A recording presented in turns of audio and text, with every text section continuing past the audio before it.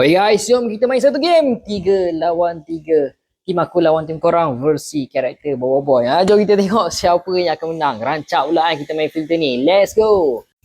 Okay, karakter yang pertama untuk tim aku. Bagi lah karakter yang padu. Mas mana ke? Ini aku malas ni. Awak-awak pun dapat karakter yang macam ni lah. Better aku minum sos ni kan. Awak dapat E1. Tak apa. Awak-awak biasa lah. Okay, karakter yang pertama untuk tim korang pula lah. Awak-awak biasa lah tu dapat karakter barai sikit. Ya.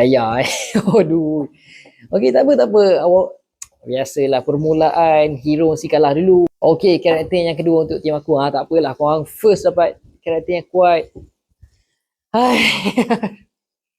Karakter yang kedua pun kita dapat Papa Zola. Tapi korang jangan pandang rendah kat Papa Zola tau. Papa Zola ni antara karakter yang paling penting dalam series Boboiboy. Tak ada je, tak boleh ke mana lah Boboiboy tu. Okay, karakter yang kedua untuk tim korang pula. Korang jangan belagak lagi. Orang, aduh. Borara, ya. Weh, aku rasa nak surrender dah sekarang ni. Tak apa.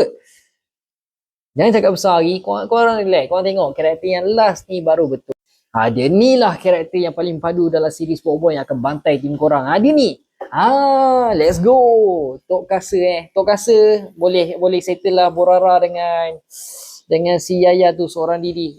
Korang jangan pandang rendah. Dia ni tua masih berbisa tau. Okay, dia ni lah karakter yang terakhir yang akan join tim korang. Siapa yang akan muncul? Semua solid lah bos. Masmana, Borara dengan Yaya Tim aku yang boleh diharapkan Tok Kasa je kalau fighter lah. Kalau backup aku akan letak Papa Zola. Iwan tu tak apalah. Tak apalah. Baik kau balik rumah lah daripada lawan dengan tiga-tiga karakter ni. Mau mati katak macam tu je. By the way guys, kau rasa siapa yang menang? Komen dekat bawah. By the way guys, kalau kau nak dapatkan hoodie anime Naruto yang lawa macam aku pakai ni, macam mana nak order sekarang kat tag Shopee yang aku ada letak dalam video ni. Harga murah bos.